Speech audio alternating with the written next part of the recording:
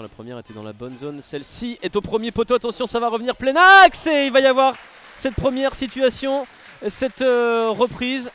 Il reste à trouver la bonne zone. C'est pas simple de réussir à battre le Puy-Foot. Lungeri, c'est bien fait.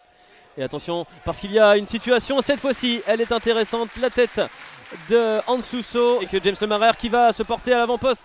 Darrell Tokpa, s'il le voit, il l'a vu. Darrell Tokpa et Yann Maria qui vient cueillir le cuir. Attention, Ansuso qui part dans ses enjambées. Ansuso, la frappe d'Ansuso. Malheureusement pour le Stade Briochin, on devrait en rester là dans cette première période qui ne restera pas dans les annales.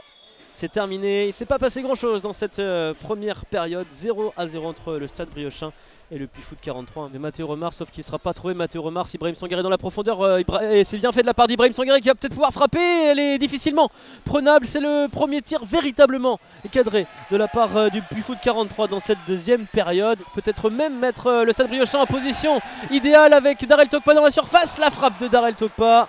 Il y parvient finalement, l'ancien de Boulogne, Guillaume Béguin, là, puis sur Ansuso, il va frapper Ansuso. On l'a vu partir, elle est sur le poteau, il l'a dévié, Yann Maria. Ça fait 2 matchs et 72 minutes que ça dure, ça va peut-être s'arrêter dès à présent avec la tête de Maël Lilien hors cadre.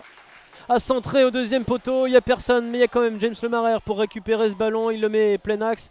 Et c'est directement dans les gants de Yann Maria. Oya Fodé Guirassi, Darrell Tokpa, Matteo Remars plein axe.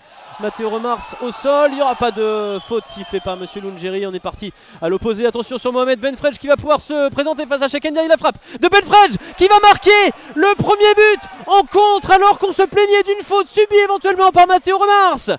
Les Poneaux qui viennent frapper un grand coup et surtout jeter un froid sur le stade Fred Aubert. Peut-être pour cela jouer passeur décisif dans la dernière encablure de cette partie. Et James Lemarer de la tête qui réussit à trouver Fodé Guirassi, mais Fodé Guirassi derrière ne trouve pas Darrell Tokpa.